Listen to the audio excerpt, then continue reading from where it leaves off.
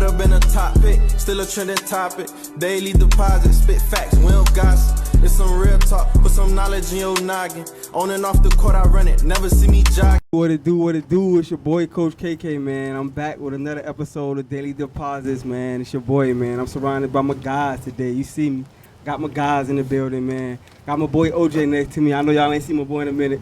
He said he know y'all missed him, man. The streets miss me. Got my boy back, man. And we want to start the introduction off right, man. We got my boy Coach A, man. One of my good friends, good, people that, has always been genuine and always giving game, man. For me, he remind me of like for myself personally, I feel like how Nipsey was describing Rick Ross, how he feel like he always spitting game and his real motive is to give back and to, make sure that black men are equipped with the right things to move forward. So definitely, man, head coach. He used to be a head coach at HML.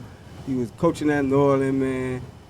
He was the head coach of the JV. It helped a lot on the staff with the varsity, man. Right now, he's an entrepreneur, man. He's with residency. He has his own business, Fatmouf, man. Y'all check that out for sure. If you want to put a bet in, if y'all talking a lot, man, hey, go get the app, Fatmouf, man.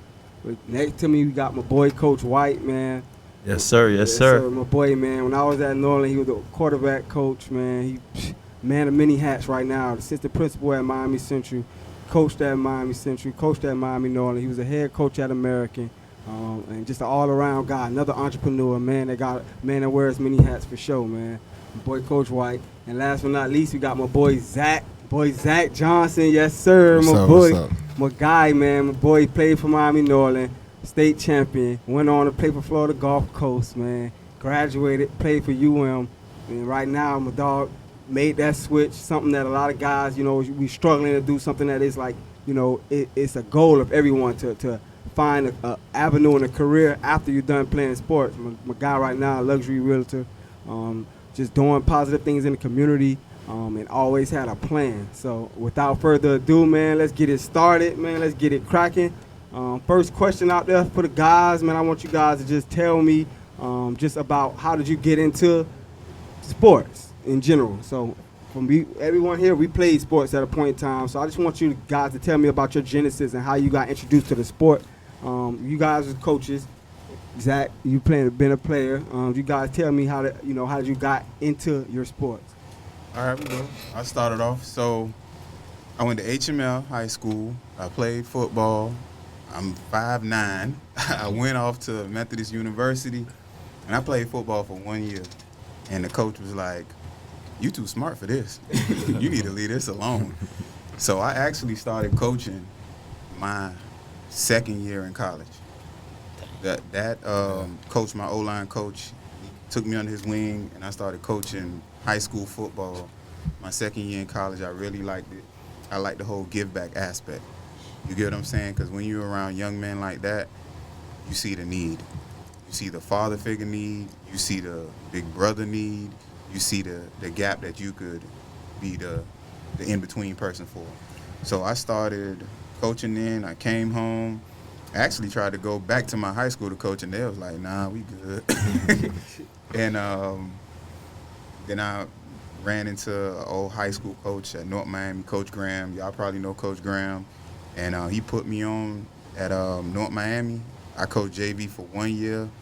My second year after that, I became the OC on varsity for North Miami.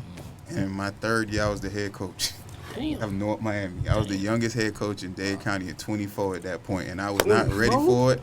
And I fell flat on my face, and I'll tell you the truth. Nah, like that. 24? What was the hardest part about being a head coach? I was still a shorty. And I'm going to be real with you. And if any of them know, like, Randall Johnson that went on and played in the NFL, like, man, I ain't going to lie. I was like, y'all boys close up. I got to go. It's Thursday night. White no bet. I was going to eat iguanas on Thursday. Y'all close up. I'm gone.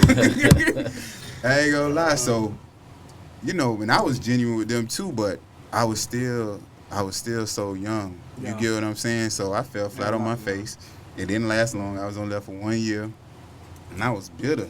Like, damn, why they fired me? But, I got older. I was like, I know why. You get what I'm saying? I know why. Look back on it. I look back, and then what happened after that? I chilled for a year, and I got back in it. The coach came and got me. I went to HML, became the OC, and that was like when Norland was like rolling. You get what I'm saying?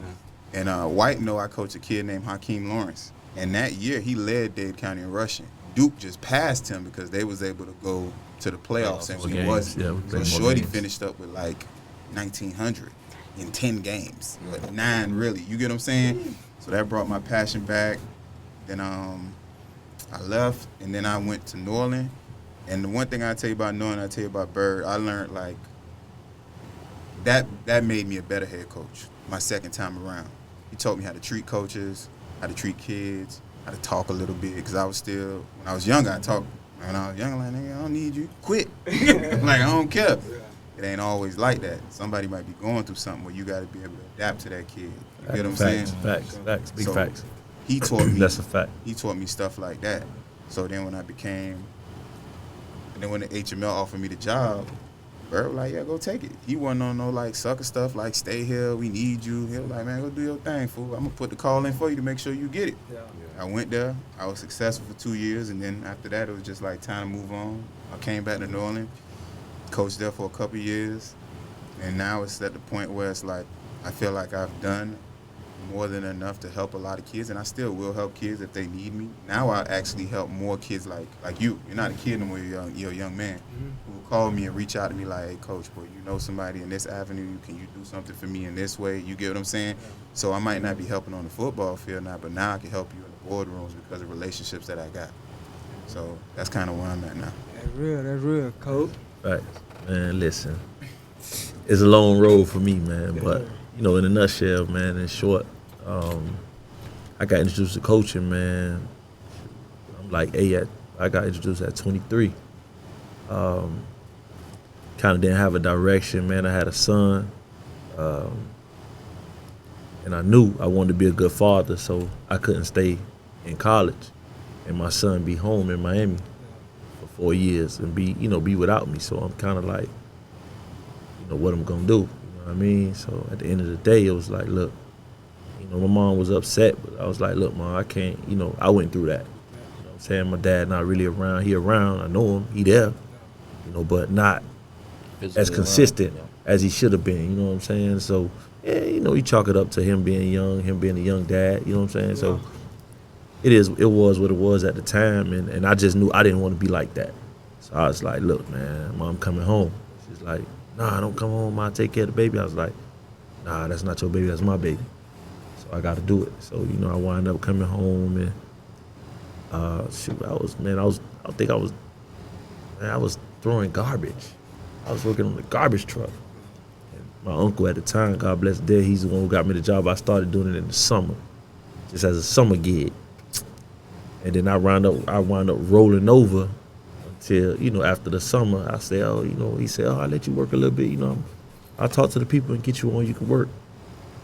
So after a while, he was like, this is like September, October, he was like, yo, what are you gonna do when you start school? I was like, nah, I'm not going to school, I'm just throw garbage. So, he kind of gave me some explicatives. He's like, nah, you're not throwing garbage, you're too smart. So I was like, man, I was rebellious with it, still doing my little thing here and there. And it was like, nah, you're not throwing garbage. So he had called my mom. He's like, look, I'm telling you right now, I'm going to fire him. He's not throwing garbage. So he better find something to do. So he wound up firing me. God bless his dad. He was like, nah, next week, your last week. So get your check, you're done. He was like, go back to school. You come show me you back in school, I'll tell them to hire you, give you some part-time. So I wound up, going back to school, and then I went to, then I wound up stopping again, and I went to Hialeah High. And, guy that was good friends with my dad, he was like, man, come out and coach. It's like, all right, cool. I went out there, started coaching. I coached JV for 1 day. And he was like, man, we need a receiver coach on varsity. And the guy saw me doing the drills. He was like, come on, man, you do the drills over here. And I was like, all right, cool. So I started coaching at Hialeah, man, and I always said, if I ever get to a team, because, we coached at Hialeah, so I coached at Hialeah, and just like at HML, you're going to have one Hakeem Lawrence, but you're going to have 7 other kids that never played football. Mm-hmm. They don't know how to put on their equipment. 7 jacks. 7. You know what I'm saying? So it's kind of like, Billy's. yeah, you got Billy and you got Jose. Yeah. You know, and they gonna try hard. They gonna do whatever you ask, but they just don't have it mentally. They gonna try You know, hard, some of man. them may be tough, but physically they just never played the game, so they don't know. So, you know, I always said, man, if I ever get to a team with some talent, you know, I know I'm gonna win. I know my guys gonna do well because I know I can coach. Because I've coached guys who have never played the game, and within a 4-year span, you can see the difference. And that's what I always hung my hat on. You know what I mean? The coaching world, I hang my hat on, and you know, me and A got real close because we both hang our hats on the same thing, man. I'm not hanging my hat on a Corey Leggett. Like, that's one of the most famous guys I coach, Corey Leggett. I'm not hanging a guy on him. He would like that. You know what I'm saying? I'm not hanging my hat on a guy that could play DN and D tackle, then come back and play quarterback, then go out and play tight end and receiver. In the game, like in one game, he gonna throw a touchdown, catch a touchdown, run for a touchdown, Then come make a sack. and then come back and make sack, strip, fumble, touchdown.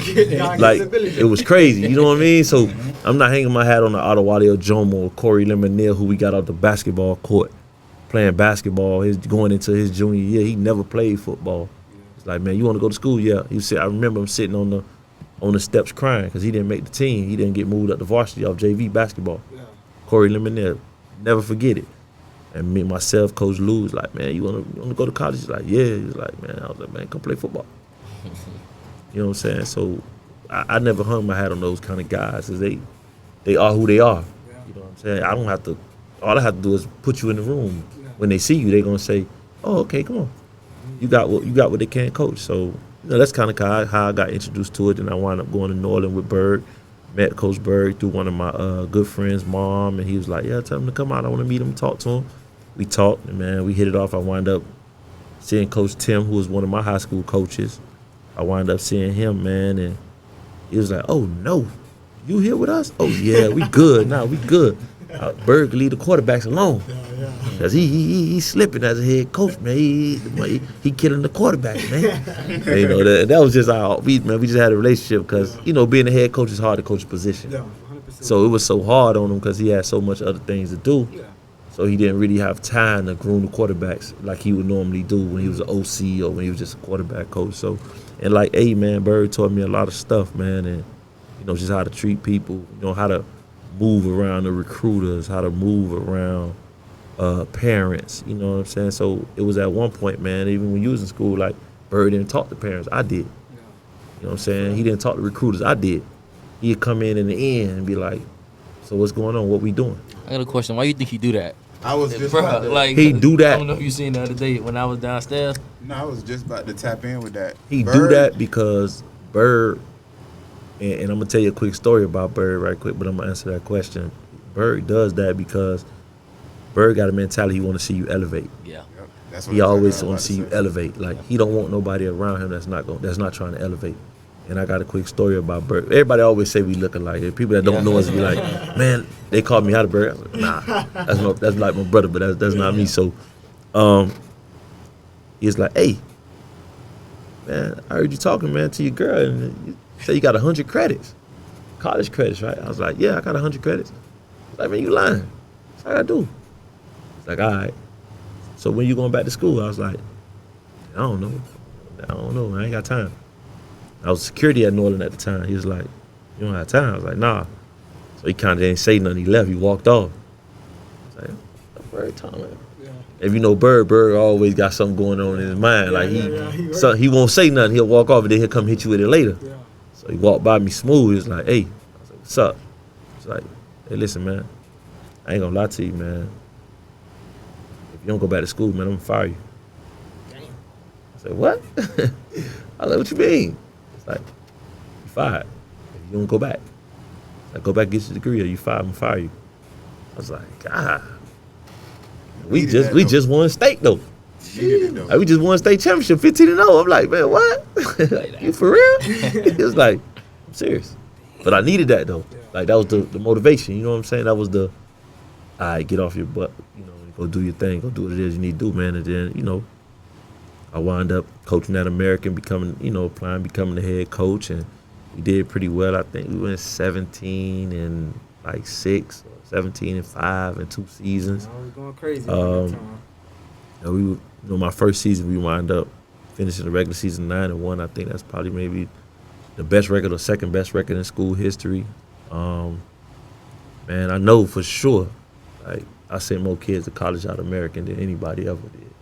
I know that for sure in a 2-year span, man. We had Notre Dame, Texas A&M, Texas, whoever you want to name, man. If you don't believe me, I got pictures. I got, word of mouth. I got my players that tell you. I got players from, at that time, man, players from other schools was calling me, man, like, Coach, man, what's up? What I need to do? Get me right. I was like, nah, bro, it ain't like that. You know what I'm saying? So, but, and I mean, it just is, with this thing, man, it's kind of like about elevation, man, at all times. You know what I'm saying? It's always about elevation. Zach, how you got into playing ball, man? You put a ball in your hand at a young age, or what? What it is? Man, it was a real young age.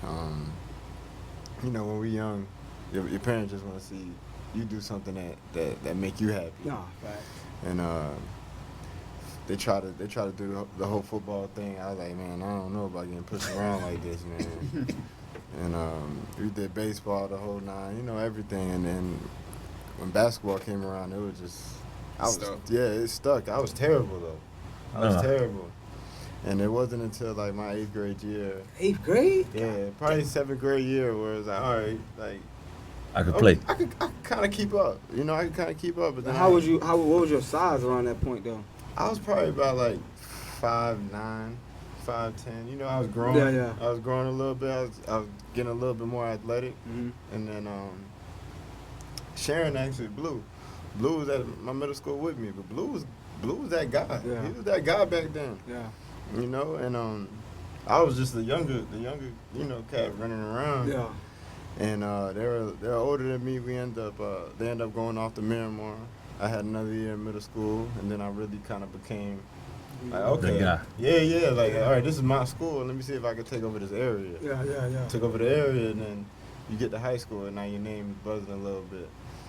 But I think the biggest turn for me had to be when I came to Norland, because Miramar was cool, and I was a good player. My name was there, but it wasn't solid. I feel like at Miramar they try to, like, the support that you get from being at Norland, like Miramar, it's different. It's different. Like, Definitely different. Like Miramar wants you to be big, but not too big. And that's nothing against them. There's a lot going on. It's a lot going on. There's a lot going on. It's a big school, man. Like 4,000 kids, man. Miramar, it's like 4,000 kids. That's big, man. It is a lot going on. Yeah. Even to this day, if you look at some of the people that went through Miramar and what they're doing today, you like, sheesh, like, I didn't even know they went over there. Yeah. So, but making that change to Norland was really like, all right, we're gonna support you, but we also gonna humble you. We're not gonna come over here. You're not gonna come over here and think you're that guy, but we're gonna give you the confidence that you know that we be that rocking. You could be that guy. We rocking with you. Yeah. I always tell my boys, like, when I first got to Northern, like, all the security guards, everybody looking at me like, who is this? Who he think he is? No, man? fact. That's fact. Like, who's fact? Who he think he is? I know. I was like, man, who is this guy? Can he play?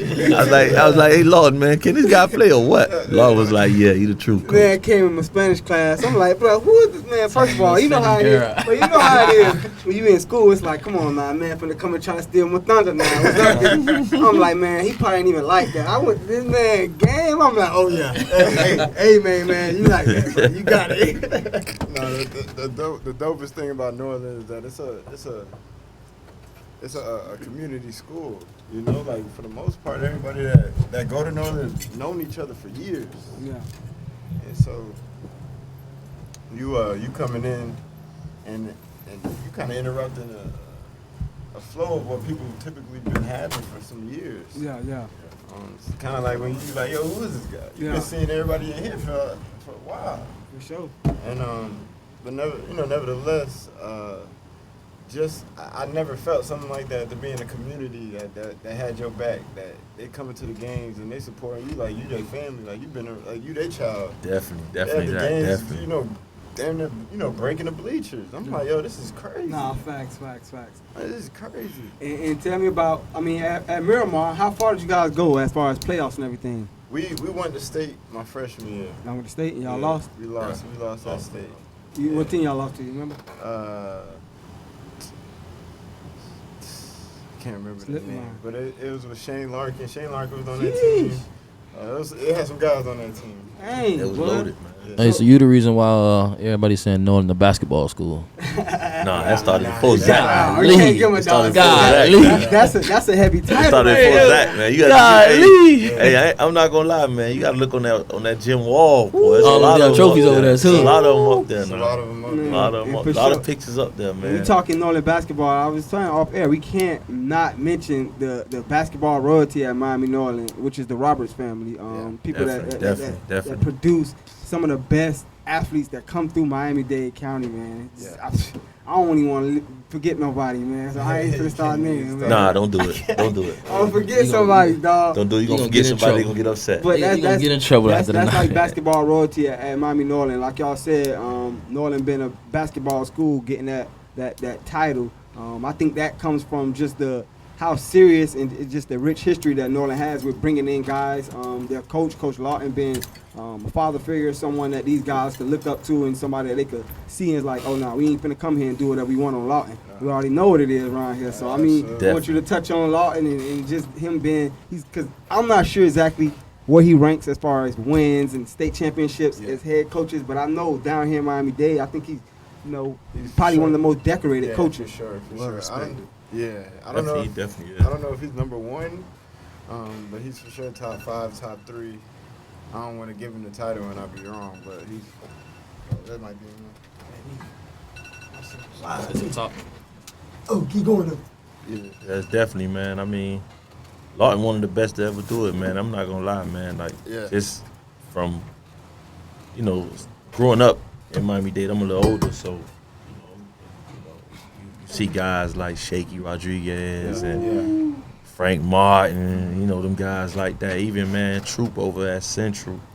He athletic director now, but he has some pretty good teams, and you got it's some coaches down here, man, doing their thing. We just don't get the love down here for basketball, man. We got some guys that come out here that can play, man, and guys like Zach. One of them is in the championship tonight.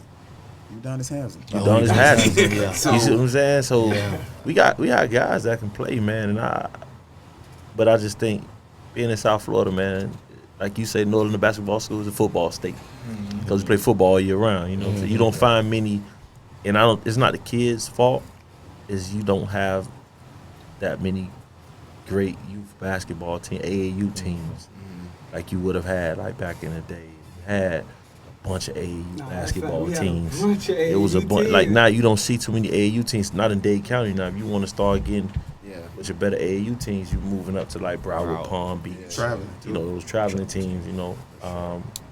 Like my son played on the team. You got the kid out there now, Calvin Russell, the little team that they played on, the Tub Titans. He had Northwestern now. Yeah, his high school teammate. His son, which is Nevy Broussard's son also. They got their son together. And he a bad man on the basketball court. I done seen him, boy. He a bad man. You know what I mean? But he been like that since he was a little kid. And my son, my youngest boy played with him. And I was like, I told his dad, I was like, yo, why is he trying to play football?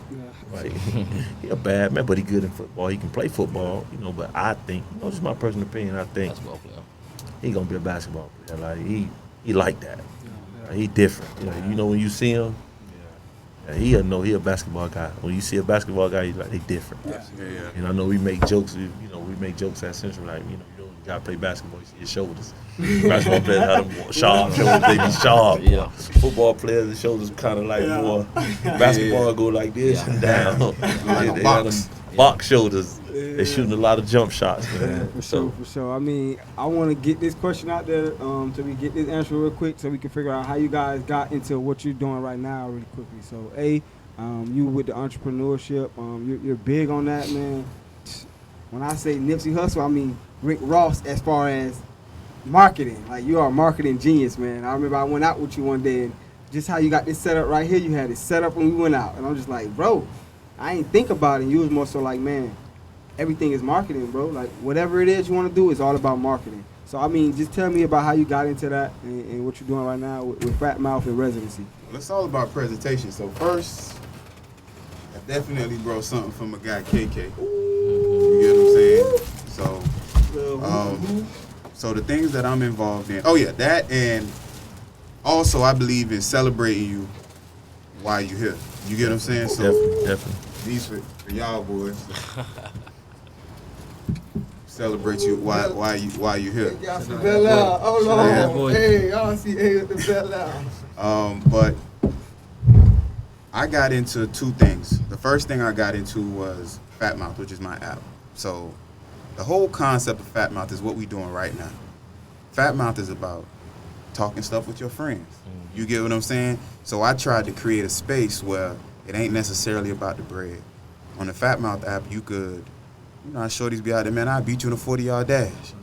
All right, let's do it on Fatmouf. But your payback could be, man, you owe me 10 push-ups. Because that's what we normally did when we was kids. It wasn't about the bread. Definitely. So I created it was a safe space for that. And then you could chat with your friends and talk, mess with your friends, whoever the case might be, create a group chat.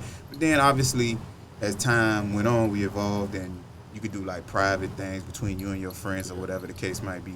But like I tell people and I tell my investors, nothing happens overnight. You're in the real estate game right now. White is going to be a principal one day. He didn't become a principal overnight. That stuff, real process. You got a podcast right now. You think about people that's popular as far as podcasts, $1 million worth of game, people like that. That wasn't overnight. It's blowing up now.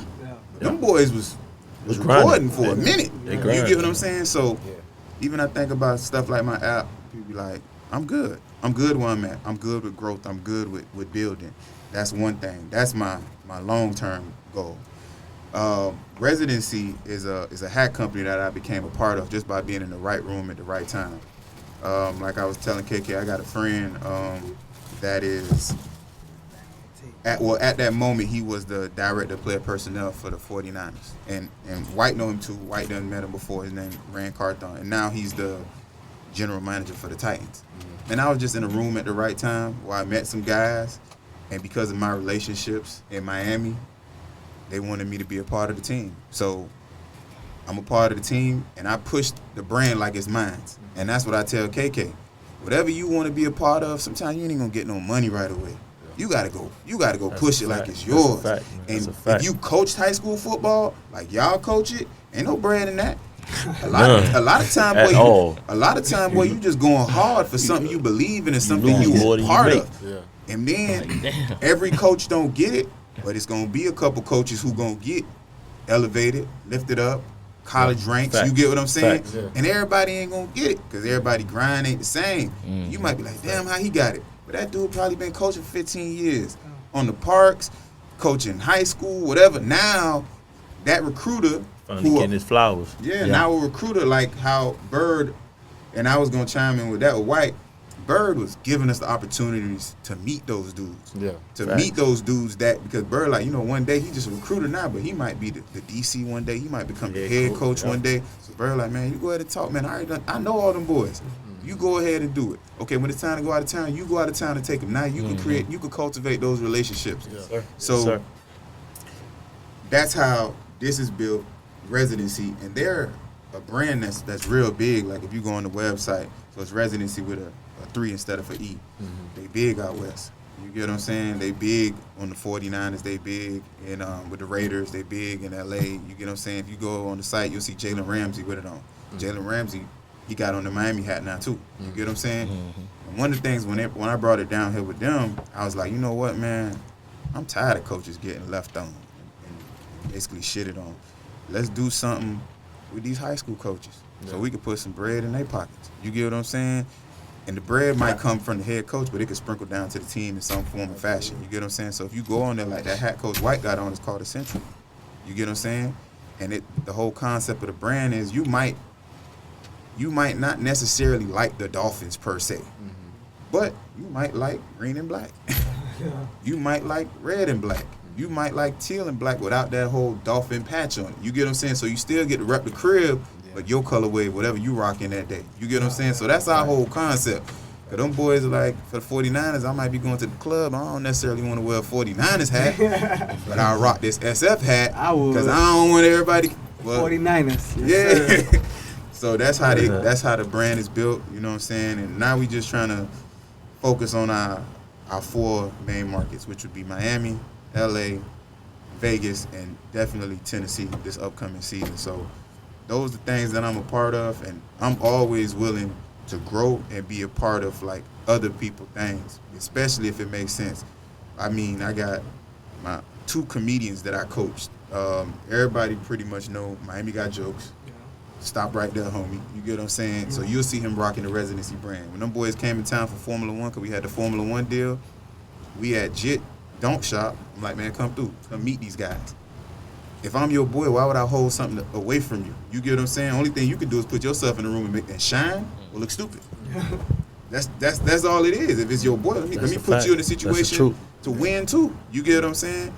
And sometimes when you get in them rooms, I'm telling you, you ain't got to do nothing special but be you. If you and you organic, you're going to be like, all right, I can rock with him. Yeah, that's true. It makes sense who he is as a person. You get what I'm saying? So that's my thing. So Miami Got Jokes, Gamma 305, like them guys that I coach and they comedians now. You get what I'm saying? What y'all need? How can I help y'all? You get what I'm saying? Because, example, Sunday coming up, Desi Banks, he in town at Improv. Yeah. I don't know Desi Banks, but Gamma and Miami Got Jokes tell jokes at Improv all the time. Yeah. I'm like, hey, I need to get him one of these Atlanta hats in his hand. Oh, we got you, coach. You get what I'm saying? Because it ain't nothing but relationships and how you treat people. So when you do call and ask for a favor like that, boy, you're like, man, coach, maybe you can't get back, but I'll walk it back there for you, take that picture with it. But you authentic. You authentic with it, so you authentic with it, so it's gonna be like that. You know what I mean? My biggest thing as a coach and as a person, I ain't really with no sucker shit. That's my main thing. I don't believe in doing nobody over the wrong way. None of that. If you wasn't good as a player, you know me. You know I told you the truth. That was basically it. You might have didn't like it. At but that time. I was gonna tell you, like, you might need to go tell jokes, my nigga. You might need to go into another field. But I learned how to say it better as I got older. When I was younger, it was just like, nigga, you garbage, quit. So those are things I'm involved in. Residency, I got the app, you get what I'm saying? Y'all check out the hat brand. It's something on there for everybody, you get what I'm saying? And then just do it authentic. Just do what you like. If you really like something, man, you gonna be successful. I had a college professor tell me, find something you love to do, and you'll eventually get paid for it. Period. And that way you'll never be miserable going to work. Facts. Be happy. Facts.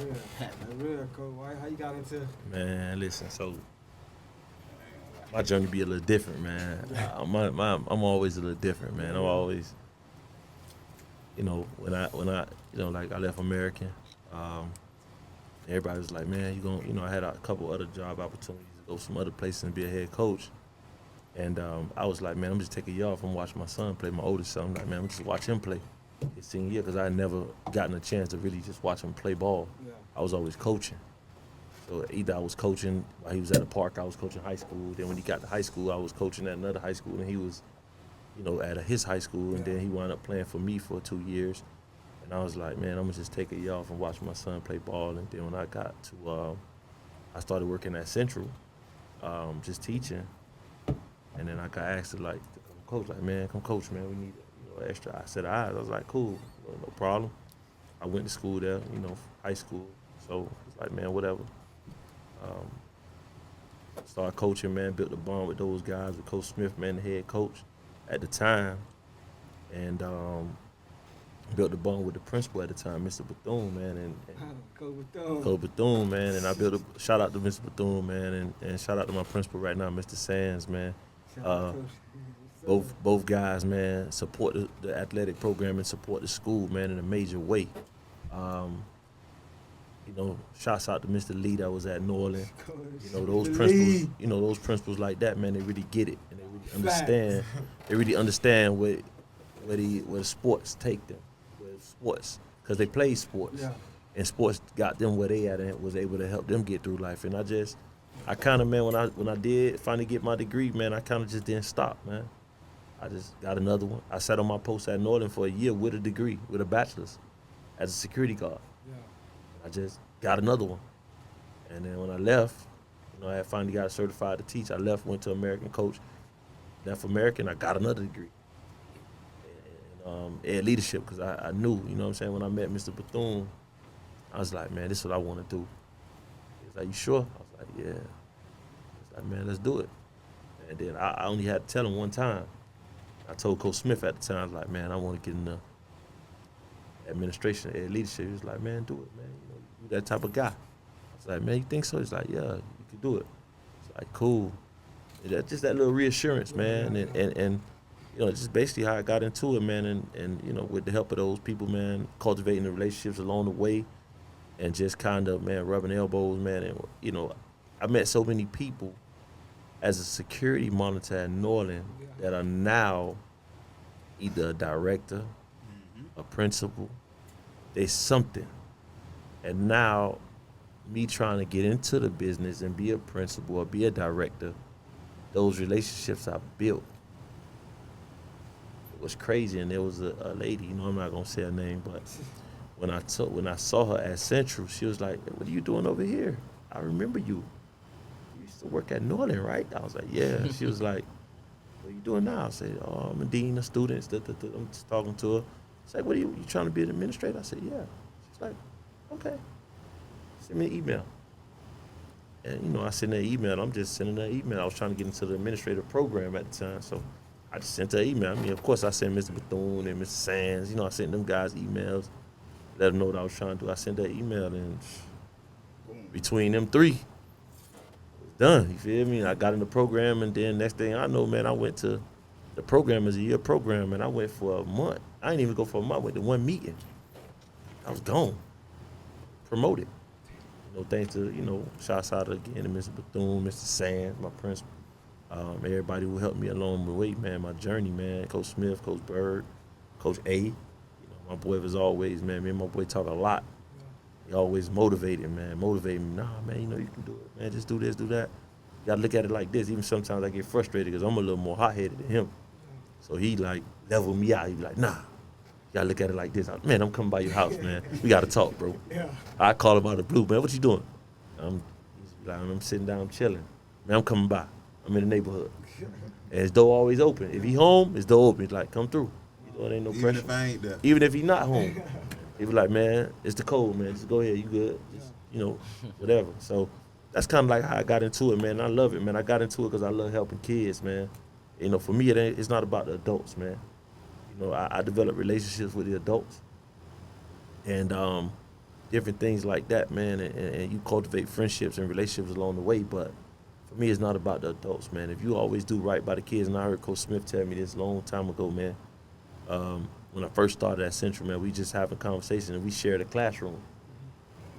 He was like, man, White, I was talking to him about, like, how you been doing this so long?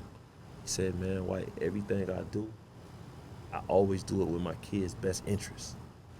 So I don't feel bad when something don't go right. Because I was like, man, you always calm, bro. We got knocked out of the playoffs 3 years straight, and you're not even, like, breaking a sweat. Like, 1 year we didn't make the playoffs. The next year we went second round and lost. The next year we lost to a 5-5 Northwestern team, like, that we just beat 34-3. Like, what? You not, and he don't even look like he didn't even look like he phased. So we just having that conversation, man. And he like, man, listen, I do everything I do, man, for the best interest of the kids, man. As long as you keep it that way, never gonna have an issue. I'm like, man, you right. You know, like Mr. Sands, Mr. Bethune, same thing. Taught me, man. I mean, we had kids that we put off the team, man. Mr. Bethune called me in the office and be like, yo, we gotta fix that. Nothing. I don't believe in putting kids to the street. Man, we had times where we didn't have enough helmets. How many helmets we need? Okay, we need 30. All right, y'all buy 10. I'm gonna buy 25. Whatever it is, I'm gonna buy the other 20. Because we not losing kids to the streets. And that's what it's about, man. And, you know, if you're doing that, if you passionate, like you say, you got to be passionate about the kids because we're not making no money in South Florida coaching football. Yeah. So everything you do, even administratively, like if you look administratively, you look at Texas, somebody doing my job in Texas might be making 130. I'm not making 130. Yeah. You know what I'm saying? So it's for the love. Like, it's for me not to see a kid, man, and I get kind of like deep into it because I don't want to see a kid go the wrong way because I've seen it so many times. I'm like, bro, I know you. I've seen you before. You don't know me? Yes, I do. It's not what you want. I'll never forget a day, a kid, I'm in my office, and I'm like, 2 kids. I say, bro, y'all going the wrong direction. You're going to get hurt. Looking at me crazy. And this was like right before Christmas break. And both of them kids got shot, never came back to school. They didn't die, but they never came back to school. And, you know, one of the grandmas called me, was like, man, Mr. White, I appreciate you talking to him, man, because you told him the truth. And it happened. You know, like, hey, man, I got kids I still keep in touch with to this day, from the thugs to the athletes. You know, we still keep in touch. You know, boys, girls, they'll see you at the school or see you at a game and, what's up, man, you still here? Yeah. You know what I mean? So, when you doing it for the kids, man, for the love, like Zach. Zach was one of the kids at Norland when I was at Norland. That was my guy. Like, Zach, I probably let him skip a few times in my hallway. Once I saw him taking one dribble and dunking on somebody's baseline, I was like, oh, nah, he the guy. He good. Who that? They called me on the radio. Mr. White, what's going on in your heart? No, they all right. They good, you know. So, I mean, that's just kind of why I do what I do, man. Just for the love, man. And I want to enact change, man. Like, I want to enact change in our communities, man, and let our kids see that you don't have to be an NFL player, or you don't have to go to a major Division I school like Coach A. I didn't go to major Division I. When JUCO at the time, the school was JUCO, then it started transitioning into an NAIA, D3 type school. But I left. Came home to take care of my son, you know what I mean? So I want kids to understand, man, like, you don't have to do those things to be successful. You know, I got an Amazon store, e-commerce, on the low. You know, I don't, you know, but it's not to brag, it's just, it's so many avenues, and our kids got so many different ways to reach those avenues, things that we didn't have. Like myself and A, I know for sure, we didn't have internet. There was no internet. I got internet in college. And I had to sit with the big computer. That things go doo-doo-doo. That AOL. And you had to sit. They don't know about that AOL. And we had to get on Black Planet. And you had to hope wasn't too many people on, because if too many people on, you can't log in. It take 30 minutes. I don't know what that is. Exactly. I don't know about Black Planet, though. So look, Black Planet was Instagram and Facebook and Twitter before they came out. Crazy. And y'all should be happy about Facebook. Let me tell you something about Facebook. That's why I'm big on growth and process. Facebook was only for Harvard and Stanford when it first came out. Yes, sir. Yes, sir. Fact. That's what it was for. And after that, you had to have a .ed. It wasn't .com. Yeah. Facts. It wasn't .net. If you didn't have a .ed email, you couldn't get on Facebook. Facts. That was a fact. That's a fact. But look at When he came up what with you can do Facebook, with it now. when he came up with Facebook, he came up with it to communicate. It was college. It was with just for college that college. with that college. Ivy League college.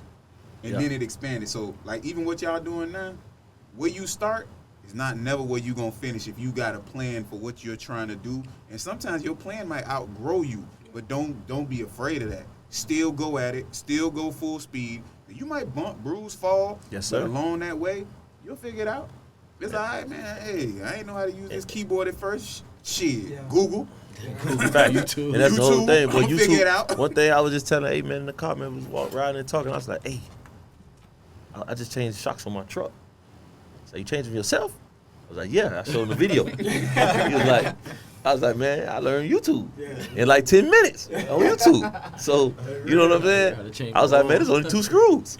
I didn't know. You know what I mean? So at the end of the day, YouTube anything. you can YouTube anything. So now I tell the kids at the school, man, like, bro, you don't have a reason why you can't be successful. There's no reason. Lazy. You can YouTube and Google anything. And I heard Coach AJ, the OC at Central, say this. It's the first time I ever heard it. He was like, how you dumb with a smartphone? It don't make sense. That's what we thinking. It's like, yo, how you dumb with a smartphone? Like, there's no reason you should be dumb and you got a smartphone. Your phone can do anything. You can talk to the phone and say, hey, call Coach KK. It's gonna call you. Hey, who is Zach Johnson from Miami Norland? It's gonna tell you everything you want to know about this guy. Hey Siri, can you tell me the record of whatever? It's gonna tell you. So there's no reason for you to be. Definitely no excuses. You gotta use what your tools in front of you. Zach, how you got into that, man? Luxury realtor, man. You definitely had to rub shoulders with the right people. What's up? I gotta get my money up, man, because I might. I want to buy a house from Zach. Yeah, that thing overlooking the ocean, whatever he's selling. Man, it's honestly a blessing. It goes back to relationships and everything I've been saying this whole time. When I finished up my last year at I went overseas. I played in Poland. I was over in Poland. You know, not to be cocky, but like, you know, my resume was there for anything that I wanted to do. I'm like, look, I just got to keep playing, and I'm gonna get to where I gotta go. But my freshman year when I got to college, I'll backtrack a little bit. My freshman year when I got to college, I had a heart condition come up, and I had a red shirt that first year. So I sat out my first year, figuring things out. I had to go to probably like 10 different doctors.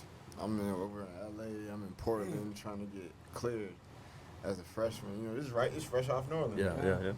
And I'm like, dang. Like, I think they went to the they went to the Sweet 16. Sweet That's why I 16. committed. Yeah, they was just. I know I was okay. Yeah, that's why I went there. I'm like, hey, I can rock with this. Yeah. So, I ended up not getting cleared that year. They cleared me at the end of the year, thank God. I had a doctor out of Miami actually eventually cleared me.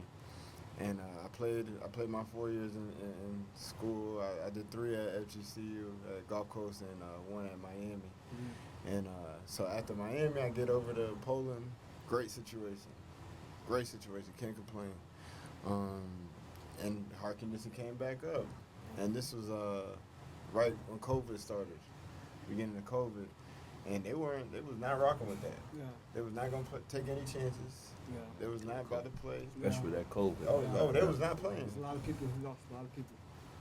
They was not playing, and they sent me back home in the middle of the season.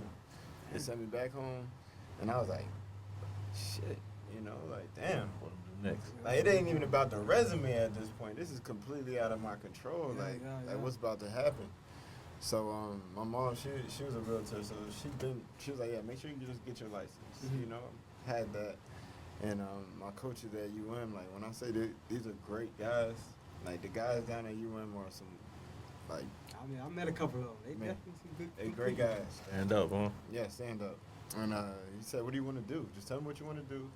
I said, I thought about it for a couple of weeks. I want to get into real estate, but I want to get into real estate. Yeah, the real real estate. Yeah. The TV show real estate. and that's what they're gonna do. They're not gonna say, "All right, you want to get into real estate and put you on with their cousin or something." They're gonna put you on the top guy that they know. They don't care if you blow it. Like you said earlier, they're gonna put you in front of them. They're gonna give you the rope. Yeah. Hang yourself. Yeah, hang yourself. Do what you do. And I ended up meeting one guy. He put me on something for a couple months, and from there I met another guy named Angel Nicholas. He runs the Nicholas Group with Compass. He's the top 2 team in Florida, top 25 real estate team in the country. Yeah, I'm talking about. They just got a listing right now for about $70 million. The houses are ridiculous. Man, I need to get into real estate. It was an eye-opening experience because I didn't know what I was doing yet. Yeah. I'm just at the table. Seeing like what's really going on. I'm hearing these numbers and I'm like, okay, cool. But like kind of simultaneously prior to like me getting my license, I'm like, I gotta make some quick money. So I ended up getting some jet skis. Yeah. I ended up getting some jet skis. Good song. And I didn't know what I was doing with it. Jet ski, yeah. I ain't know. I met somebody on the dock, and I was like, "Yo, you need more jet skis?" I had rented a yacht for him or something, and he was like, "Yeah." Next day, went and got some jet skis. Yeah. I ain't even had the money. I just went and got them. Yeah. Just figured it out. I went and got the jet skis, and from there, I was renting out jet skis, taking my real estate exam in the car. Like hot, you know, like I can't turn the car on, you know, we out here for a little while, I ain't trying to waste no gas, man. So I'm taking my real estate exam and renting out skis, and I was doing that for about a year. Obviously passed my exam, ended up, you know, being a part of the Nicholas Group, the Compass situation, and I was, you know, tackling both at the same time. I ended up kind of pushing my jet skis off to a partner and got into the yachts. You probably see me post the yachts and everything all the time. So I got into the yachts. And from there, the yachts and the real estate started going hand in hand. And kind of just like you said, it's gonna work itself out. You just keep on going. Like, you gotta keep pushing. So now I'm introduced as, you know, the Miami guy, not just the real estate guy. It's my Miami connect What you right need? here. What you Get your need? yacht. What you Come need? get your yacht. And you start finding yourself, because people start coming up to you. Hey, I got these cars, I got these sprinters, I got this, and I got that, I got that, I got that. So now I'm like, okay, now I got vendors. So I started making money in so many different ways off of a jet ski 4 years ago. And so now I got a partner that we built. We basically started up the company together when I got out of Miami, and he did a great job at just presenting luxury. So we went hand in hand with what I was doing with real estate. So we created probably over 150 relationships with like owners and captains and crew members, and so now the access that we have to these yachts is like off the charts. So it's not about, so before it was about inventory. Now we have so much inventory, and the demand is there, and it's just started like growing and growing and growing over the years. And I really went gun-ho on what I was doing with the yachts, and I allowed real estate to complement me. And from there, it was just about providing a unique situation to a lot of people. You see people's biggest smile when they get on the yacht. It doesn't matter if you've been on the yacht 20 times. Yeah. That day you hopping on that thing, you probably got 10 girls with you. You might have your family with you. You got the fat mouth. Everybody cheating. You got the fat mouth. I gotta get on a yacht. Hey, I'm with you. I've never been on a yacht. I gotta get on a I've yacht. never been on one. And you put people like that in the happiest situation. Now they're looking at you. That's the first memory. That's the first thing they're connecting you with. Something happy. And so then you start to transfer into, this is what I also do. And it went from, now we got about 5 Airbnb properties that we own, and we got about 15 that we manage. And That's what's up. and it's just been growing. It's been growing. It's been growing. That's what's up. And He gon', I mean, you know, I'm very religious, so And the Lord gonna put it in front of you. It's gonna put it. Yeah. Facts. He gonna give you opportunity.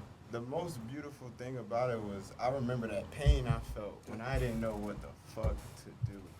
And this allowed me, I got guys calling me all the time, like, should I get my license? Hell yeah, get your license. Or can I help with it? Yeah, bro, you can help. And so you put an avenue for people, for former athletes to get into something. Right?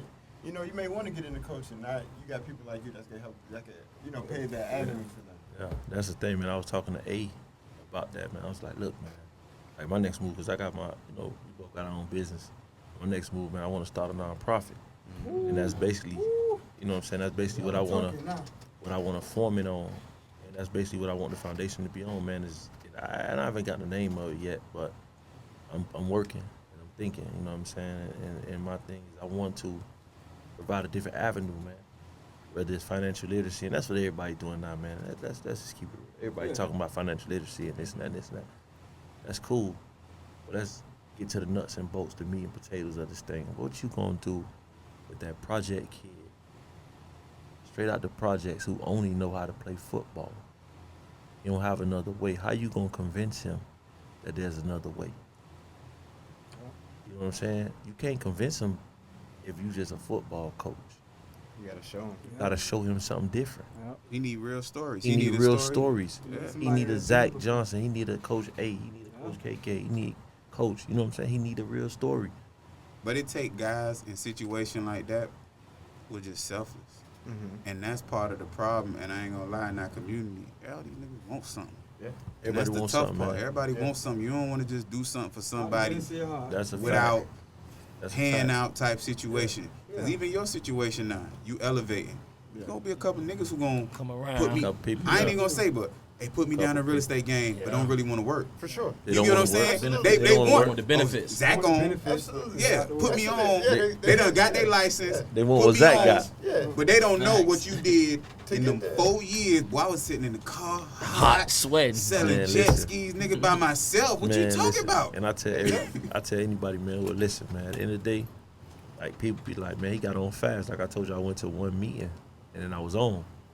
Nah, it took some years, boy. But they don't even understand, like, it took me 12 years to get my degree for real. Like, not just because that guy, you know, my guy Eric Thomas, I listen to him a lot. Not because he say it. I ain't saying that to make that up. I graduated high school in 1998, bro. I ain't get my degree to 2000 something. Like, after my 10-year reunion. You know what I'm saying? So at the end of the day, like, I really know what it feel like. Like, I was a security guard for real, a substitute teacher for real. Oh, they don't know. Like, I was a real substitute teacher. As a substitute teacher, no money, making $60 a day. Substitutes at 60? 60 a day. Yeah. Man, you know, And then they gave us a raise. I know, remember around that time they gave us a raise to, I think it was like $89 or $90 a day. If you had the special kids, If then you you had got the a little extra. You got a little extra if you had, like, you know, exceptional kids, ESC students. You got a little extra, you probably get 100, 110. If you was a pool sub, you made 120 a day. Pool sub mean you come every day no matter what, if they have work or not. And that, right? and that was a blessing if you got and that was a blessing. They But look at wasn't me. giving that to everybody. But look at, you got people that's pool subs back then. I was at Hialeah High. They pool subs. Guess how long they pool subs for? 10, 15 years. They not going nowhere. Trying to elevate. They been there. So you can't even elevate into the position. Shout out my boy Coach Lou too, man. Hialeah High with me, man. Man, that boy doing big things, man. You know what I'm saying? He working with the agency. I can't remember the name of the agency, but he had guys like Brett Favre, and more recently they got the quarterback from Bama. He locked in. The one that just went first pick over the wall. Yeah, Bryce Young, they just got him. He locked in, so he doing big things, man. And we talk about it all the time, man. How that high man security, man. We was subs, but they used to give us a radio and tell us to go out there and be security. You know what I mean? So I kind of like grind for real. Like, people see the end product, like with Zach and with A, they see the end product of what we doing, man, but they don't understand the grind, man. I took my leadership exam 10 times, bro. 10. That's like 200 a pop. That's $250 a pop. Yeah. $250. I took it 10 times. That's 500. You understand But you what gotta I'm have a certain saying? passing score? You gotta have a certain passing score. 200. I'm getting 198, 199, How many questions was on the test? 100. No, one. I'm not even gonna lie. Per section is like 120. Between 75 and 120 questions each section. You gotta pass all 4. And they ain't got nothing to do with smarts. It's just a matter of It's just a matter knowing the material. of knowing the material and knowing what they So want that's the what I'm answer to saying. be. Like, it wasn't even like common sense. It was just like, It's common, It's common but sense. common. It's not Yeah. common. It's not what we would do. It's Yeah. not.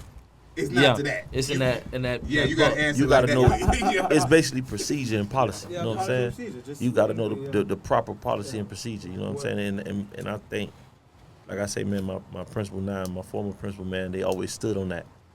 If you know the policy and you know the procedure, you'll never go wrong. Yes, sir. You always stand on that. So at the end of the day, man, like, that's like, I was getting back to the nonprofit. That's what I want to do next. Like, I really want to get with these young men, man, and teach them other things other than football. Like, you know, like I said, we talk all the time, man. I remember I got a text message, like I saw on Instagram. That's the power of Instagram and Facebook. They advertising for pilots. Pilots. I've never seen the advertisement for pilots. I'm 43 years of age. I've never seen that before in my life. When I was young, I used to say I want to be a pilot, Yeah. but I had no clue or no resources of how to do it and how we get there. But we got everything at our fingertips. Now they advertising for Yeah, pilots. we definitely don't have an excuse, No. man. We got no excuse. You know what I do?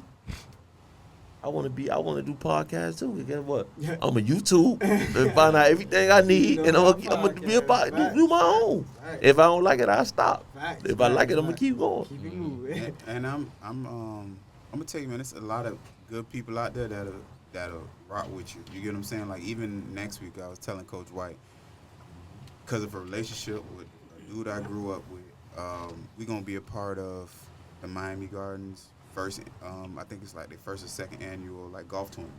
You get what I'm saying? And that ain't nothing but a relationship. But even speaking with Miss Everett, what she's trying to do as well is just like empower kids. You get what I'm saying? So she doing stuff where she gonna expose them to golf, because they don't expose our community kids to golf. That's a and fact. tennis and stuff. And So, I don't mean to cut you off. Hey, my oldest son used to play golf in elementary. He had a teacher. And the guy was like, man, I'm going to teach you how to play golf. Because my oldest son was bad in elementary and middle school. Hey, remember those days? You remember those days? Yeah. He was bad. Like, It's like, man, listen, man. I was like, man, yo, this is not going to work out. But he was playing golf, and like he liked it. Like you said, we don't get introduced to that. Introduce him to it. We definitely gotta have him out here. Hey man, before we leave, we definitely gotta debate some sports topics before y'all get up out of here, man. So we got football coaches. We got my boy Zach, man. So we gonna talk a little. Let's go basketball. What Go y'all got? What y'all got? first, What man. y'all got for the series? I ain't gonna lie. I'm trying I like Denver for the series. For the sweep or what? Nah, not For the sweep. series. I got the I'm Heat in sorry. 7, man. You got the Heat in 7. No, you gotta answer last. Give us the breakdown of why. Because They got You're a basketball guy. We gotta talk to a basketball guy. So why. hey, first of all, I like Denver for the sweep. They ain't got no. The Heat ain't got no big man. The Exactly. biggest guy out of bio. He can't do nothing. Jokic is an unselfish player. He gonna pass the ball. He don't want to just do it for himself. He want to get his team involved. That's my take on it. All right, so Jokic go ahead and break Jokic it going down for 30 us. tonight. I really do like Denver in 5 though. I like Denver. Denver in 5? I don't know about 5, but I like Denver in 5. I think the Heat is a very gritty team. They're not gonna go out there and get swept. Like, it can happen, but they've shown that they're gritty. But Why Denver? But why Why Denver give us in the 5 basketball though? breakdown because we don't have that part. Give us the Because when I talk, basketball hey, breakdown. listen, I'm not gonna lie. When I talk to Coach Troop at days we talk ball, like he gonna break it down. They got this, they do this, they score this amount of points. Third quarter team. He give you the whole breakdown. So and so average this many steals and this many I rebounds. think for the most part though, Denver they've been number 1 all year. So they kind of shown. They break you down whole from every year. position. Okay. You know they break you down from every position, and I think I think that the Heat just can't take that load for that. You know, For four quarters. full, you know. not a full series. Yeah, boy. for full Right. series, it's like you have somebody like Jokic who's not. He's like physically, he's just wear and tear. Yeah, he wear you down. But also like mentally wear and tear. Like that moment, you just like, all right, let me get 1 second. He back cutting and Jokic is throwing it behind the back. He getting a dunk. They going crazy. Yeah. It's just like the constant Movement. It ain't never stop moving. It And never these stop guys are individually, like they're good as, like they're Yeah. good as, bro. Yeah. And so if you take some of these guys off that team and you put them on any other team in the NBA, they're playing a lot. And I think if you look at their roster from start to finish, they got everything they need. Yeah. That's real. I don't know, man. I like the Heat in 7. You man. like the Heat 'cause you from Miami. Yeah, Nah, not even that. And the crazy part is though, I'm a Bulls fan.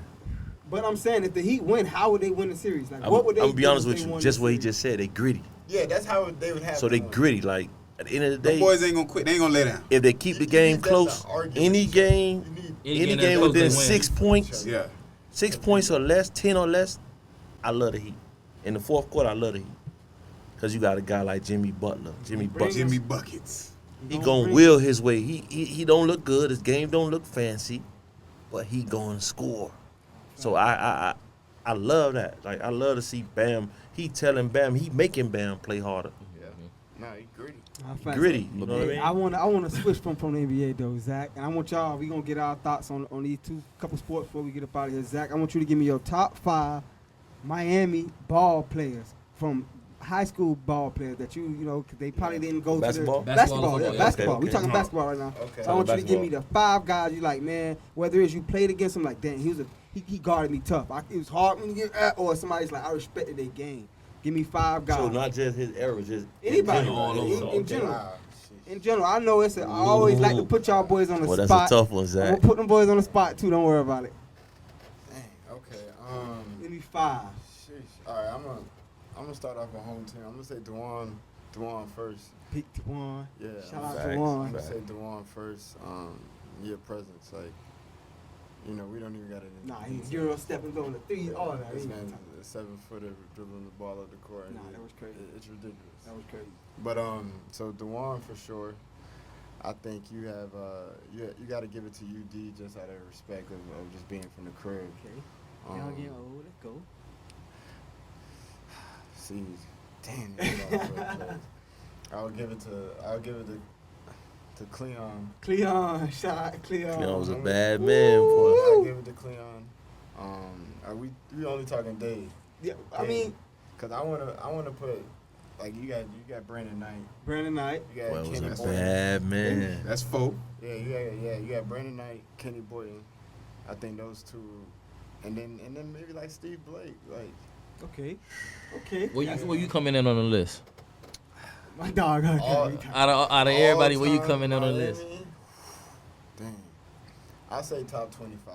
I like that. That's I humble, like my that. dog. I like that. I like that. We I humble. like that. We humble.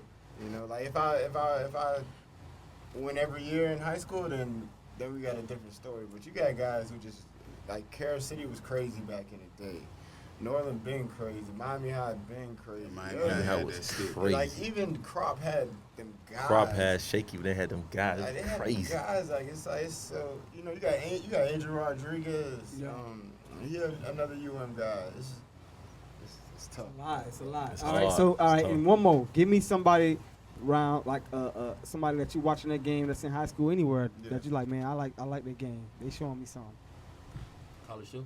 I mean, high school, Miami, anything. It was somebody you watching was like, I love to watch him play. It could be a young guy, college, doesn't matter.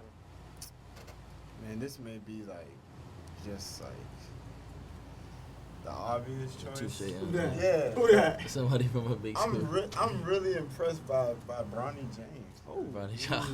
Yeah. Okay. I think he's very like that? skilled. Like, But I you know think what? he's super skilled. I could say I really watched his game like develop though.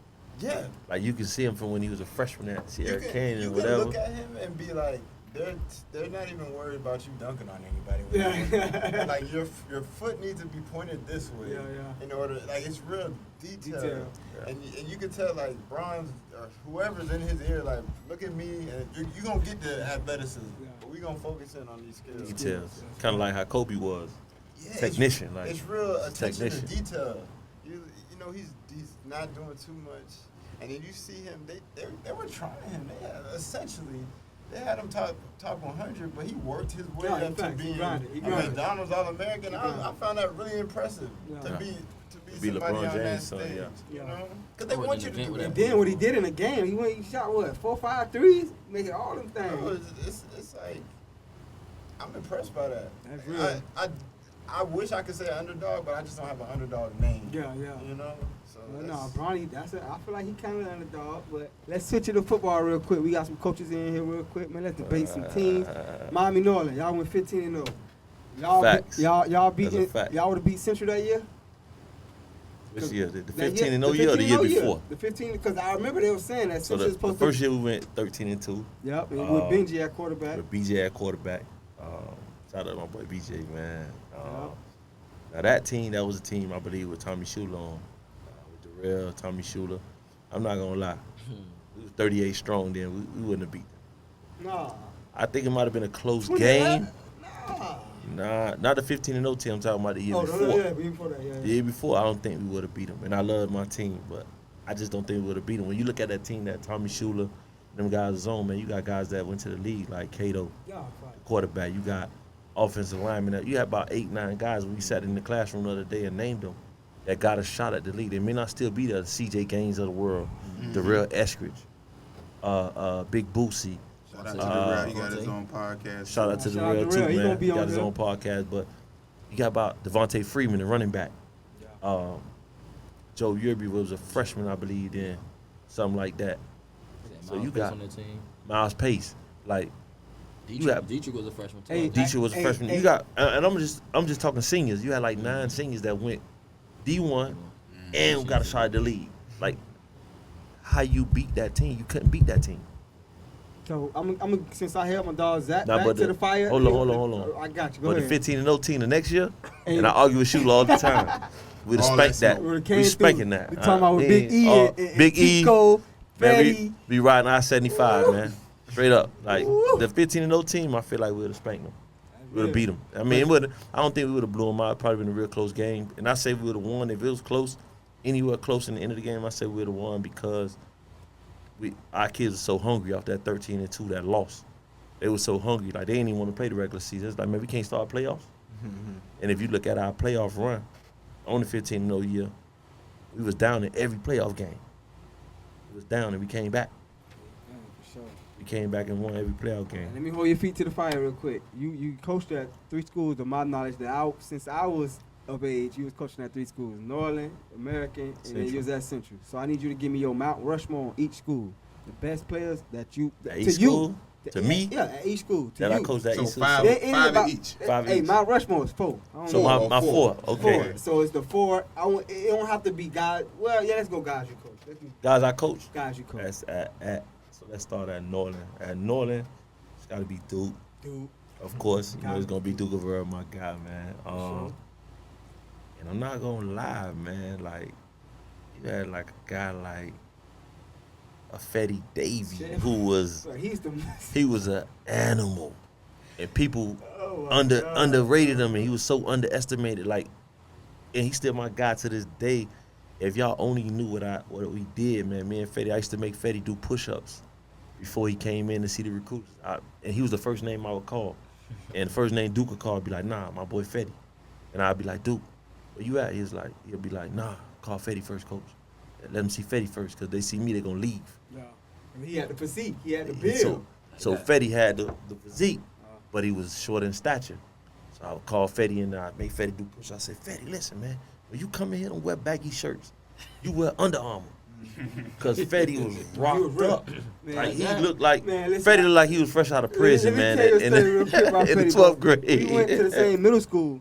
Fetty, they used him as a security guard. He was in the 8th grade, I was in the 6th grade. Fetty was a security guard at Parkway, yo. In 8th grade, I promise you, bro. He used to stand up at the cafeteria. Hey, man, y'all, it's time to be quiet now. Everybody be quiet. Like, that's what it was. for Hey, real. listen, when you talk about a great dude, man, great dude, loyal dude, man. I love Fetty, man. I love all them guys on that That team, too. man. That's 2, man. Just since my time at Norland, like, it was so many, man. We had a lot of great. And I'm gonna give you a sleeper that a lot of people ain't gonna know. Jabo. Ooh, Jabo. Yes, sir. Jabo was a bad Jabo, man. was, man, was faster than everybody on the He team, was for sure. faster than everybody on the team, Bringing that. and he was bringing that lumber. Yes, sir. Jabo was the only dude I seen, man, in practice, bro. He went to running back. He was running the ball at run, because we had a day when, like, everybody was just hurt. Jabo was at running back. He went from running back to safety. He was playing receiver. Jabo was all over the place. One play that.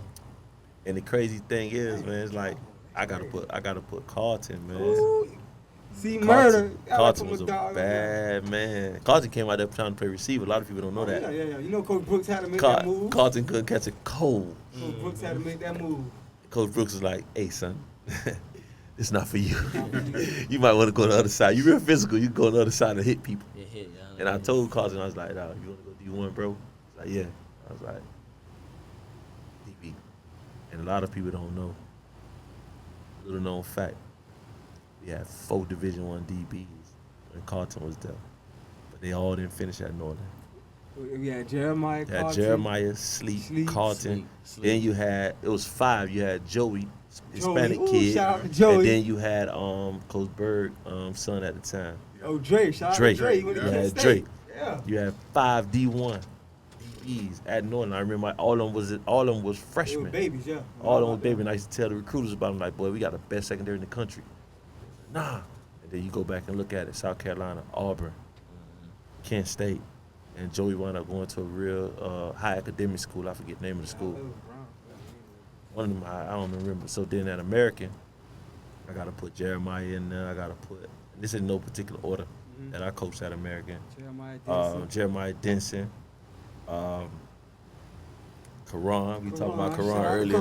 Karan, it's your time to shine, Karan. Karan Jackson, man, my guy, It's your man. time to shine, He gave me a Karan. lot of gray hair in the building, but boy, you're a bad man on that football field. Stamp, Karan. He stamped, man. I'm not even gonna lie, boy. We took care of City in the Mecca, man, and sending people home with an L, man. Definitely did Shout out that. to Karan, my boy. Hey, man, it's hard. You can't leave nobody out. Shoot, man. OT, man. Tom Webster, man. Another Man, guy. Tom He Webster, was- people. He was at Norland too, man. Hey, he was at Norland too. People don't even know that he was at Norland as a freshman. Ooh, he was gaming that American though. Listen, He was gaming. bad He was gaming. man, He was gaming. and he only played linebacker because he had 2 bad shoulders. That's crazy, huh? He Only played moved from linebacker, safety. 2 bad He had 2 bad shoulders, so he moved from safety to linebacker. I was like, "Yo, you gonna play linebacker?" He's like, "Yeah." I was like, "All right." He's like, "I got you, coach." And then my 4th person at American would be tough. I don't even know. But that's tough because I'm gonna be leaving somebody out. You got two. Somebody can't make I it. thought you said 4. No, Oh, that he was said three. Three. You got one Dang, more. who the fourth person in America? I'm trying to think of the roster. I'll give you a sleeper, man. Enos Lewis. Yeah, I don't See ball, go get ball, man. My boy had 100 tackles from the time he was a sophomore to the time he was a senior. Almost 100 tackles every year. Look him up. McNeese State. Definitely gonna watch this and look Enos that boy up. Lewis. Enos Lewis. And See we- ball, go get ball. It's- And that Central. Yeah, we gotta go sit real quick. that Run I- through the list real that, quick. That I coach, that's a lot, man. But All quarterbacks watch. you better believe it, man. quarterbacks. You better believe it. You know what it is. Man. All quarterbacks, you coach man. receivers too. I for coached our receivers. I listeners coached out receivers for my first year at Central. I coached my Best nigga receivers. on the team. I ain't even gonna lie, man. At receivers, man. My year I coached receivers, we had some bad boys. All of them with D1. Even the young boy, T.O. He was a 10th grader at the time. He wound up going to Utah. there. but, Yeah, give me your four. Give me your four. Let me give you my four, man. I ain't even gonna lie to you, man. No particular order. Travis Marsh, Maurice Underwood, Keywan Jenkins, and Dylan Tullock, man. They're my best four, man. Stop playing. Don't even play with it. Ooh, yes sir. Only one that's I love not a that state three. champ is Marsh, man. I mean, it's not Marsh, it's Underwood. And I can't even blame that on him, man. My boy went 101 yards for the money, man. We got a first down, put us back on the one. We went we went 101 yards for the money, man. 99 yards for the money, scored a touchdown. I ain't got a 2-point to take the lead. What else you want him to do? Man. Lights out, dread, shout out them boys. Yes, man. sir. Hey man, what it is, man? Let me give me your Mount Rushmore at Norland. I just got I'm just gonna give Good you my one. 4 players that I felt was just guys. Okay. Junior Murtill, Peanut, in North Miami. Yeah, definitely. He was a a guy. one-man He was a one-man band. band by himself. He ended up going to FIU, that he played for the Giants. Randall Johnson. That was when I was the head coach. Definitely. 1 year kid. He was a kid when I say you just gotta do something for somebody. I remember walking by the class, like he is 6'3", just sitting in here with braids. Like, you play football? No, I don't play football. I said, well, you need to play football. Definitely. 1 year, he ended up going to FAU, and then he went to the Bills. Hakeem Lawrence led Dade County in rushing, and then they got to slash each other, and they brought the T trophy back home to HML, and he know, like, that trophy wasn't there before I got there, and it ain't been back since since he I left. You better believe it. You better believe it. So it'll be DAILYDEPOSITSMIAMI, two sons, Semino and Tony. Yes, sir. Oh my guys. Yes, sir. I ain't gonna lie, boy. We got ready to play them boys at America. Boy, I was so Oh my happy gosh. Tony won playing. I was like, yo. I was counting down. I was like, yo. Nah, he can't play after week 4. He dead. When we played him, what game we played him on? Oh yeah, he dead. He can't play after week 4, but we good. Yeah. We good. Then I got to the game. We got to the game. Quick story, right? So we get to the game. This is my boy. We get to the game. I say, hey, what you do? I see all his studs. They got on a jersey with no. I said, nah, he trying to trick us. So the kids like, coach, they not playing. I was like, man, I ain't falling for that, man. I ain't falling for the banana and tailpipe, man. Stand He ain't on gonna get me principles. tonight. Yeah. Looking, we warming up. I'm looking over there at him. We don't said our greetings. I'm looking at him and I'm looking at the kids. I'm like, yo, they not even warming up. Hold on, what's going on? I said, nah, I know. Hey, he probably let them warm up at the school. Gonna take him in the locker room, stretch him, then come out dressed. Nah, I gotta watch him. Man, kids did not. But I said, coach, you not gonna play him for real? He said, no. Like What 17 happened? kids. I said, man, you crazy. Why they ain't play that? Listen, I grew up in the era, like the Walt Frazier era, the Roger the, Coffey. the Coach Hughes. When they sir. said something, not like these coaches nowadays, they stand on it. Anybody who done play for me, I'm gonna stand on it. I don't care. Fact. I don't care if it costs a loss. Fact. I don't care what it costs. If you do something, regardless of what I said, we ain't playing. And any kid that ever played, they know I mean it. You show up late, what time I said? 3 o'clock? All right, you go home, go buy a ticket. I'm for real, go buy a ticket. I go out here with these 12 people, And you know the crazy and part we can is, win or lose. he said just like that, calm. Yeah. Hey man, you gotta buy a ticket. Buy a And the ticket. kid be looking like, for Yeah, real? serious, man. And he walk away for real. And be like, What, I don't need you on the bus. Go buy a ticket, we good. hey, but you wanna know the crazy part? I saw Coach A do it. But like I say, man, shout out to my boy Coach Smith, man. He at Miami now. I seen Smith do it. like I told y'all, we shared a classroom. So I was like, I remember one day he was like, yeah, man, Underwood not gonna play. We ain't gonna have him tonight. I said, what you mean not playing? That's the backup. Like, if the other quarterback get hurt, we scarred. He was like, y'all figure it out. I was like, man, what? I was like, what? Then, you know, when Underwood finally became the starter, he did the same thing. He's like, coach, you're not playing the first. I was like, man, what would you? Nah, coach, the only quarterback we got. Y'all Wildcat or something. AJ figured it out. I was like, man, but y'all boy, gotta stand learn on that it, as young man. coaches, like, it ain't even that. If you bail them out now, and we talking about raising young men or whatever the case might be, that's a the fact. streets ain't bailing them out. When these folks pull them over and be like, hey, boy, get out that car. Ain't no, I got you you tomorrow. gonna get, nah, boy, you gonna stand on it. Oh, you want to drive drunk? Okay, you better stand on it. But I think, but I think Accountability. I think the difference is, man, with that accountability though, man. And I'm gonna say this, man. Those guys were like role models. You know what I'm saying? They did the right thing. You know what I'm saying? You didn't see them doing certain things or telling you something and then doing something different. They did the right thing. When you saw them, they was doing the right thing. You know what I'm saying? So it's like, okay, I gotta do. Coach Coffee told me I had to be. You know what I'm saying? I played with Coach Coffee. So Coach Coffee tell us, man. Shout out my boy Reggie Hayes, Dade, all them boys, Najee. We was in school together, man. But Coach Coffee tell us, man, we had to be there at 6:30 every morning. Every morning at the school, 6:30, we had to be asleep at 9. And I thought he was lying about the sleep at 9. I knew he wasn't lying about 6:30 because if you don't show up at 6:30, the door locked and you can't get in. Coach, the man called my house at 9 o'clock. And I'm in the shower. And I'll never forget that. And my mom was like, I hear my mom talking, and I'm like, she coming about, she's like, yo, coach on the phone, why he keep calling me coach, though? He not my coach. I said, I don't know. I said, tell him I'm in the shower. She said, I told him. He said he want to talk to you. I said, what? That's what you had, the long cord. long cord. She wrapped the cord around the kitchen. She wrapping the cord around the kitchen. I was like, I'm in the shower. What's up, coach? He's like, hey, coach, what you doing, coach? I said, I'm in the shower, coach. It's like, what time you supposed to be asleep, coach? I said, 9, but I'm in the shower. It's like 9:03. I'm in the shower going to bed right now, coach. It's like, oh, okay. I'll never forget that. Dog. But when I got to practice the next day, well, he had a problem.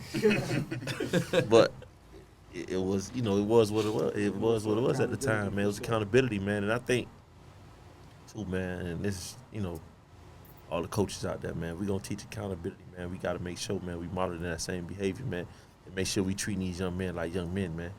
And we got to understand, man, we got to make sure we trying to elevate these young men, man, and keep that positivity, man. Let's not knock these young men down, man. They already getting beat down at home and in the streets.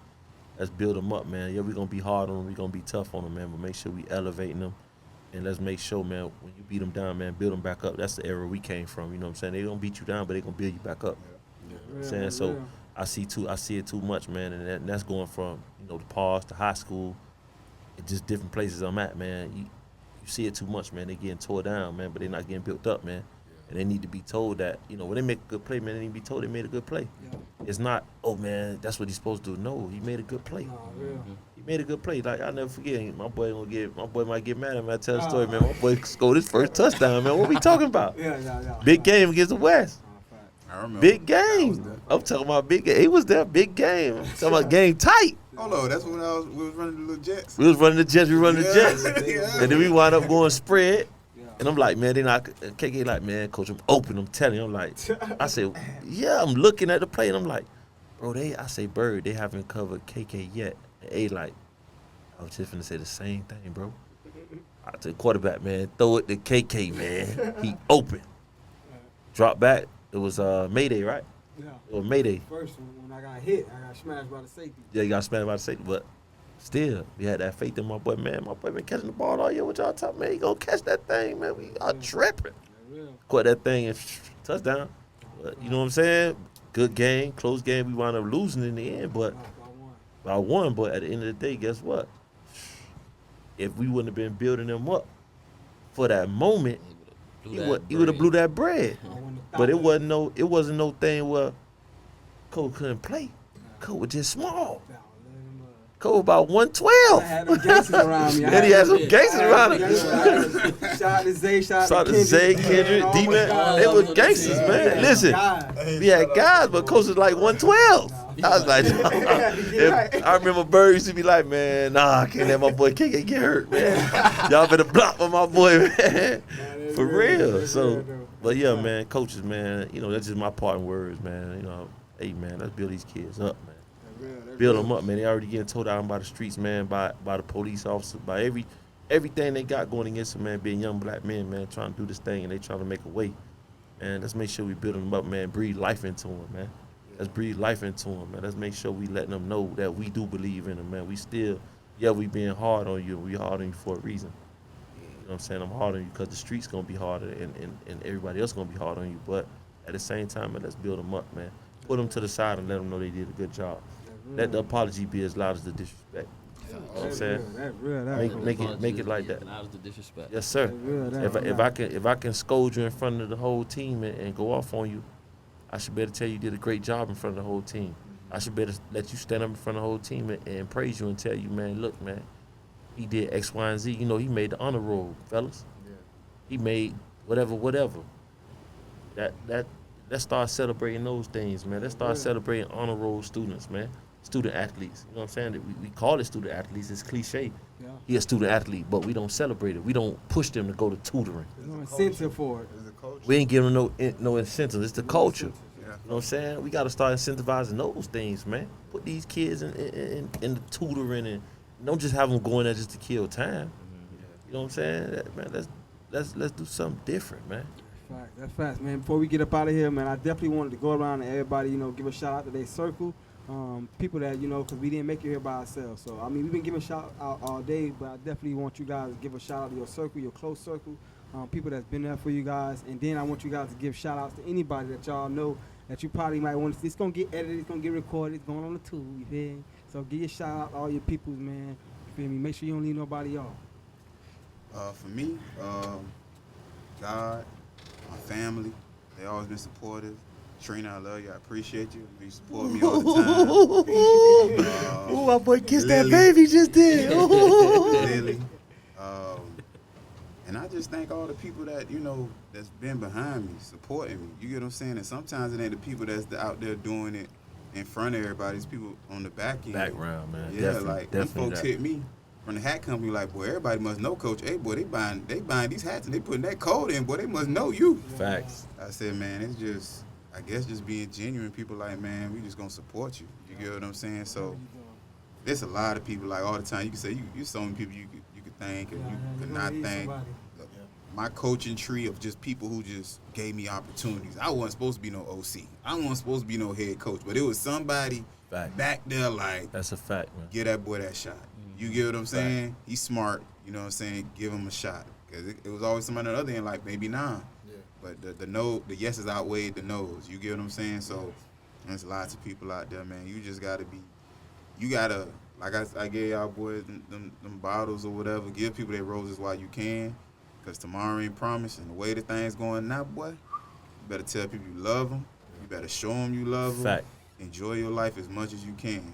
All right, man. So I'm in addition to thanking them, man, I'm proud of y'all boys. You get what I'm saying? Yeah, for sure. Whatever y'all ever need, you get what I'm saying? The circles that I'm in, if we could always put you in the same circles, let's do it. It don't cost you nothing to share that information. Nothing. Definitely, all you could do is just grow with the information. Yeah. And I'm big with that, bro. Knowledge is key. Knowledge is power, man. So y'all keep doing y'all thing, man. Thank you to my circle. Appreciate you, Coach. Man, you know, for me, man, I just want to thank, man, like, you know, same thing, man. Everybody who been, you know, so I thank God and thank my family, man. Thank everybody who been behind me, man, supporting me, man, in the background, in the forefront. I don't want to name names because I'm normally leave some people out, and it'll be a long list. It'll be a long list of names, man. So, but I definitely, man, want to just thank everybody, man. You know, give a huge shout out to Berg over at Norland, though, and give a huge shout out to Coach Smith and Mr. Bethune and Mr. Sands, man, and people at Miami Central and at Norland, man. Those people, man. I go back to Norland, man. I don't pay for nothing. I don't pay for nothing in Norland, man. My face clean, you know what I'm saying? I go to some at Central, I don't pay for nothing. You know what I'm saying? Even before I was an administrator, you know what I'm saying? So it's like, shouts out to those people, man. They take good care of me, man. They took good care of me. They take good care of me at Central, man. They took good care of me at Norland. And the love's still there, man. It's genuine, you know what I'm saying? So, just, man, I just want to thank everybody, man. I don't want to name names because I don't want to leave nobody out. I name those few names, but you know, I don't want to leave nobody else out, man. But at the end of the day, just thank y'all, man, and huge shouts out to y'all, man. I wouldn't be able to be where I'm at now, man, without y'all, man. And let's just keep elevating, man. It don't cost us nothing to do stuff like this and networking. It don't cost me nothing to wear this hat, man. You know what I'm saying? I haven't worn my hat yet, but I told A, I'm like, man, I'm gonna wear it. I gotta get the right outfit. You know what I'm saying? So I was like, well, I'm gonna wear all black now, put it on. Yeah.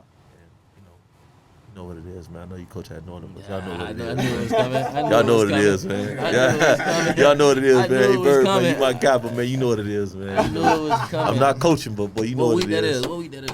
Man, I don't even know, man. Whatever week it is, man, y'all know it's coming, man. You know it's coming, man. We gonna be prepared. We ain't tripping. It don't even matter what week it is. Look. One thing is right now, I feel like we the LeBron of high school football. Because, but listen. I'm speaking on the scrimmage part. I'm speaking on like all the transfers, this and that. That's what I'm speaking on. Not y'all I just got this, so I don't really know. I don't know too much about Norland. But I'm speaking on. We played in the scrimmage against Homestead, right? Yeah. We didn't live up to the standard that people expect us to live up to. Okay. Right. So obviously we gonna get all the backlash. We got all the videos on Instagram. Yep. Jordan faces. Yeah. Like, so like that's what I mean by the LeBron of high school football. But best believe we gonna be prepared. All right.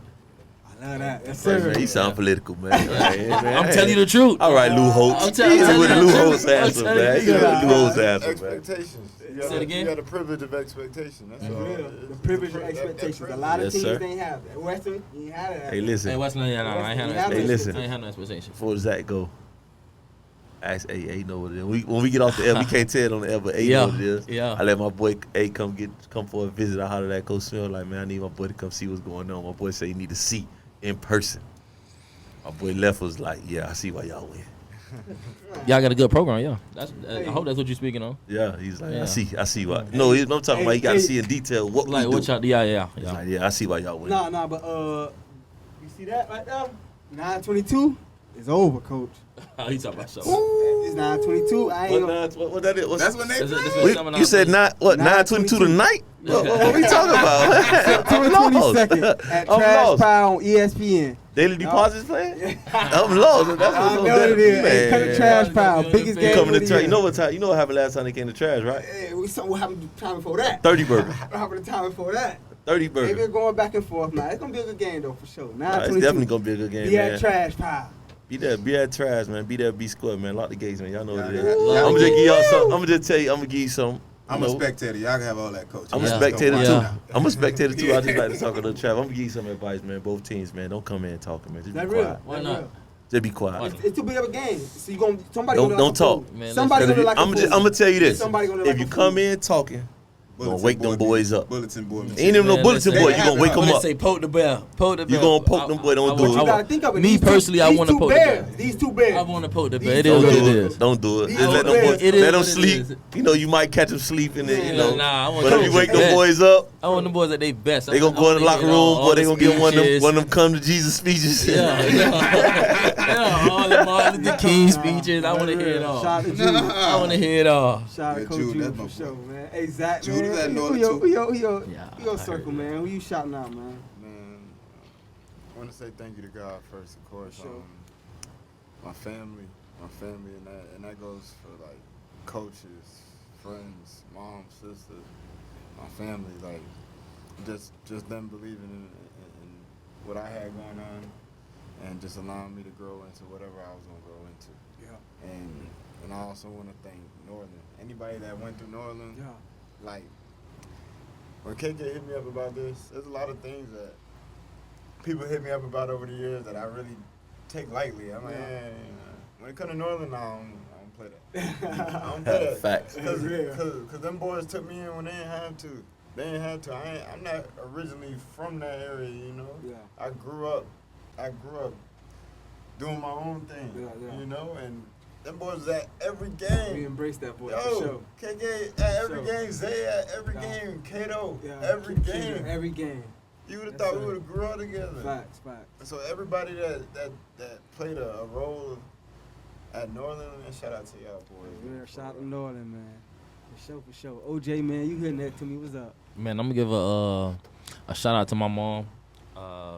She just graduated all 7 boys. Woo! I seen your little brother graduate. Yeah. Boy, that's a sir. And That's a what, blessing, three man. of us got degrees. That's a blessing. And then man. shout out to my little brother, man. He actually not only did he just graduate, but he graduated top 15. That's a blessing. And he actually delivered a speech at the graduation. Oh, That's what's up, man. man. Yeah, But that's man. like I said, man. Those things we need to celebrate, Yeah. man. Bro, that's crazy, dog. Hey man, and then another kid, Jamari Howard. I'm gonna give a shout out to you, my boy, just because of you made a decision on your own. You see what I'm saying? And you didn't let other people get in your head as far as what you want to do in life, and that's a part of growing up. Being a So man.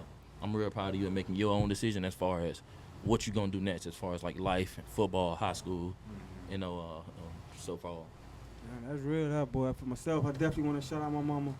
I'm a mama's boy. If you don't know me, I love my mama. My mama is the world to me, man. I want to thank God for sure. I want to thank my dad. Me and him has grown a little closer over time. Our relationship has gotten way better, and we're at a place right now where that's somebody I go to for advice. My role model, somebody that I look up to as far as what I want to be in life. I'm looking at my dad. Like, what you doing? Yeah, I'm watching, man. So it's like, I definitely want to give a shout out to my brothers for sure, man. They always been holding me down, humbling me, man. My brother in Texas doing big things. Shout out my brother Deshaun, man. My brother Charles, man. What Deshaun doing? You know, my boy, he accounting up there. And He always been smart. yeah, he doing his thing. My dog, he a real estate agent, so him and his girl, they doing their thing. Shout out Sheree, man. Shout out to my lady, Taquel. She just got accepted into law school. Facts. We ain't Congratulations. gonna spill the beans on where we going yet, but we definitely excited about that, man. And for sure, man, I definitely want to shout out y'all boys for coming, man. As far as me reaching out to y'all boys, it was nothing. It was no hesitation when it came to like, hey, y'all can come do this. Hey, what it is, what time when we doing it, type of thing. So it's like, man, the love that I'm receiving from you guys and just from the community in general is major. So I definitely want to show that love right back and let you guys know how much y'all mean to me as a person. So. Hear that? Daily Deposits, man. We wrapping up this show. That game finna come on, man. I mean, the game probably already on. right We done now. missed the first quarter, He man. already Man. down by like 10 already. Hold on, man. Take the over. Oh, no, man. For sure, man. Here at Daily Deposits, man. We closing out. We definitely want to thank you guys, man. And we'll see y'all again next time, for sure. Yes,